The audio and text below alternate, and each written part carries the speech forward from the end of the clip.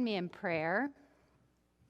Gracious God, as we share in this message this morning, we ask that you would open our hearts, our minds, our spirits, that you may speak to us a word of strength, of renewal, and send us back into the world new people.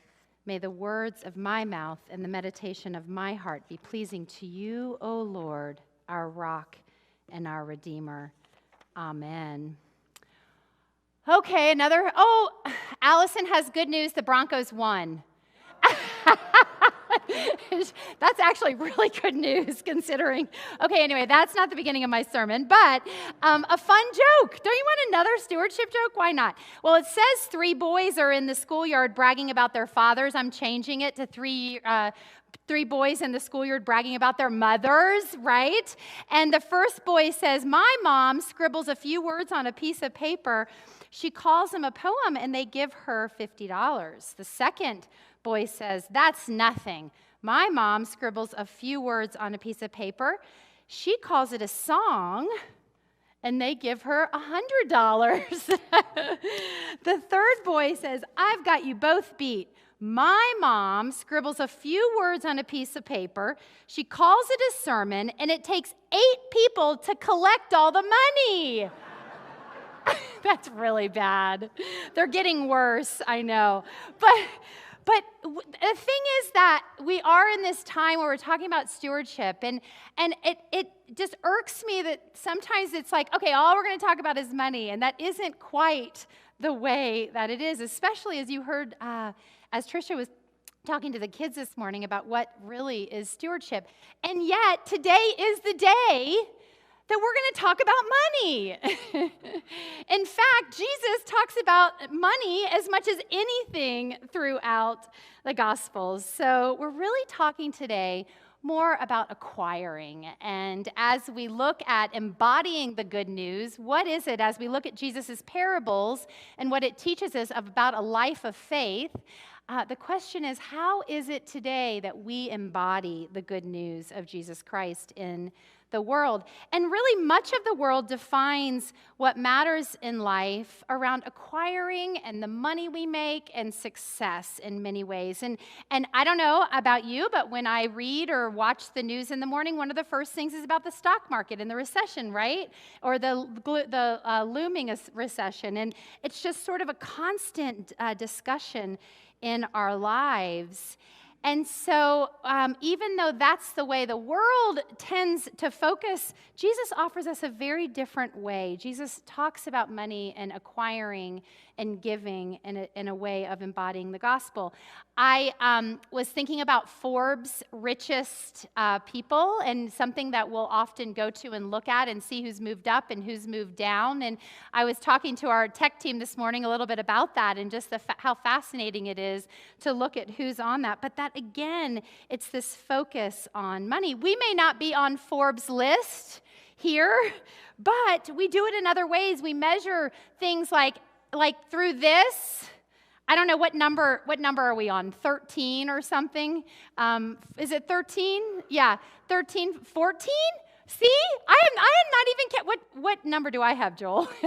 11, 13? I don't even know. But we talk about it in terms of, and some of you are like, what is she even talking about? I don't even know what she's talking about.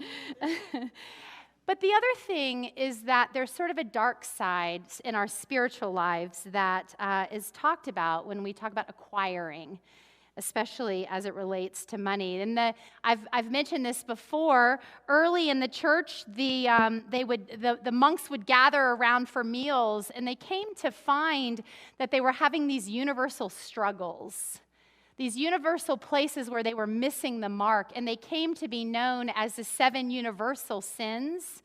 Sins that areas where we all miss the mark. We often call them 7 deadly sins. That's a word that's more recent. But 2 of these areas that directly relate to acquiring more in our culture are gluttony and greed.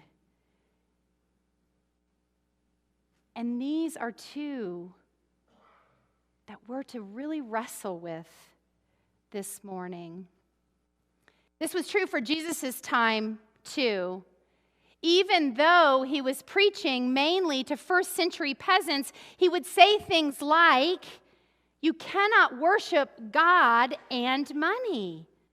And think about this. If this were true in the first century, how much more true is it for us today?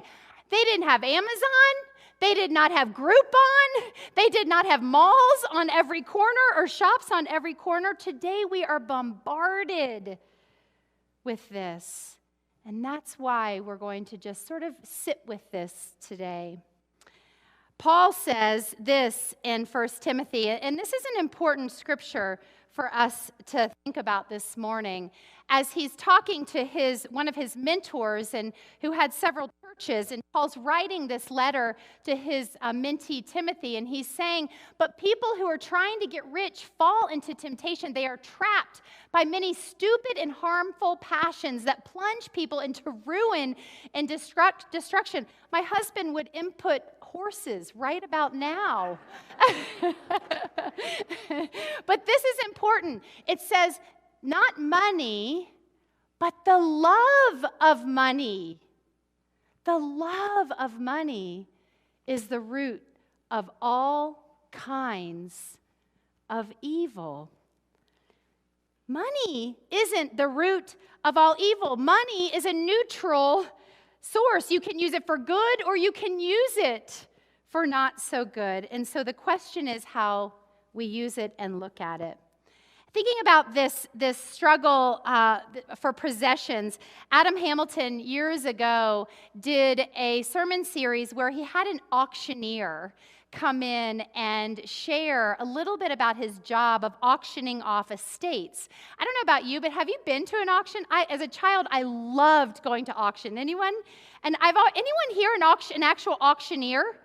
Anyone can do that voice? I used to practice as a little girl. I never could do it, but I loved what they would do. But I want you to just take a look at this little video that we have of this particular auctioneer.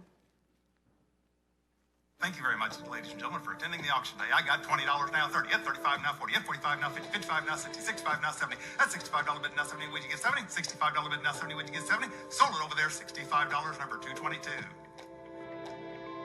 In the course of our life, we've done well over 1,000 auctions and sold over hundreds of thousands of items. You know what I like about auctions is all the different people you meet. In every house, there's always a treasure of some kind. It's a treasure that you may or may not know is there. I remember one time we did an auction for a family, and there was a bulldog paperweight. And we were thinking it was a $20 to $30 item, and it brought $875. There's going to be some things that bring more than you think that they should, and there's going to be other things that you think is worth a lot of money that doesn't bring very much. People of a generation before us grew up collecting a lot of glassware, plates, depression glasses, painted plates, and about 10 to 15 years ago, those had a great value. Today, that market has really dwindled. There was a time that Avon bottles were very, very expensive, and today, $5 will buy you a great big basket of them. You know, I have done enough auctions that I have watched the possessions totally destroy a family at the end. And I've done auctions where the family has been blessed. All of the average stuff at the end of the day will all be gone, and it will just bring a fraction of what it costs new. There will be those exceptional items that have done better.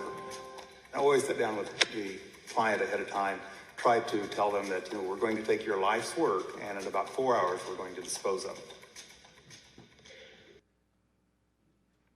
It's that last sentence that got me. I always tell the clients that we're going to take your life's work, in about 4 hours, we're going to dispose of it. Now, here's the thing. That is only true if my life's work is about acquiring stuff. Because if my life's work is about pouring into people, about making the world a better place, about building the kingdom of God, about loving people, then you can't dispose of that in 4 hours. That is a mission and a vision that lives on. One of our Sunday morning classes is doing a book called, or studying a book called, Have You Ever Seen a Hearse Pulling a Trailer? Right? And in it, it really does talk about you can't take the things with you. So think about where you pour your energy into the world. So how do we then embody the good news as it relates to money and acquiring stuff? Last week, the word that we talked about in embodying the good news was love. And this week, there's a word that I want you to take with you today and think about every day, and it's the word generosity. That's the word for embodying the good news. How is it that I live my life with a posture of generosity? How is it that I pour into people so that I can be as generous as I can? And that's the point of the parable of the talents today. Here, Jesus is telling this parable in the last week of his life. He's telling it on Tuesday. And in this parable, the parable of the talent, the word talent in today's culture means a way in which a gift by which that you might share. But talents in Jesus' day was a unit of measure. And typically it was measured in silver or gold, and in this particular talent, it would have been considered measured. 1 talent was 75 pounds of gold, which is apparently about $1 million. So it's nothing inconsequential. So it was a large vast of money. And see, this master, he tells the parable, he tells the story. This master, Jesus, is about to leave. And so he calls these servants. That's us. He calls these servants forward, and he says to these servants, I'm preparing to leave, and I'm going to entrust my wealth for you to manage in my absence. And when I return, I will see what you have done with it. When he returns, of course, as you heard EDK read, one had doubled it, one had 5 times the sum of money. And that's where you hear that phrase that I love so much that we often say at the end of one's life when we celebrate their life. And I would say Jesus says this to us when we live generous lives. That phrase, well done, good and faithful servant. Well done. But the third servant comes to Jesus, to the master, and says, I just wanted to make sure everything was clean and tidy with this, so I buried it. I'm giving you back exactly what you gave me 10 years ago. And Jesus says, this person needs to go where there's weeping and gnashing of teeth. It cannot get worse than that, my friends. Jesus is saying, I entrusted you with a gift, and you didn't use it wisely. You hid it. You and I have been entrusted with a gift. It's your life, with your health, with your brain, with your talents, with your time, and with your money, with your influence over other people. You have been entrusted to all of this. And Jesus says, what will you do with it? Can I ask you something? What are you doing with God's talents? See, Jesus says it this way in the Gospel of Luke, in the 12th verse, the 15th chapter. Guard yourself against all kinds of greed. After all, one's life isn't determined by one's possessions, even when someone is wealthy. One's life does not consist of the abundance of possessions. Possessions aren't bad, but the question is what we do with our life. Jesus says it's more blessed to give than to receive. Jesus also says, when you're given it, it will be given to you. For the measure we will give, we will, blah, blah. Jesus said something.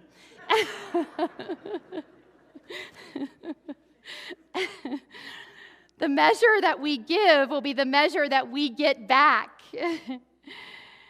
Gloria Steinem years ago said you can tell your values from your checkbook. I wonder if she got that from Jesus. Because he said where your treasure is, your heart will be also. And see, the Apostle Paul, when he was writing to his mentor, his mentee, Timothy, he said, I want you to tell your congregation this. He said, tell them that they are to do good, to be rich in good works, generous, and ready to share, thus storing up for themselves the treasure of a good foundation for the future, so that they may take hold of the life that really is life. You're going to get this week in the mail a brochure celebrating the ministry here at Heart of Longmont. It's going to come with a pledge card. And my hope is that you'll take some time to be prayerful and consider giving to our ministries here. We do so much good in this community, and you inspire me to continue to pour out my gifts and my generosity in this world. Amen.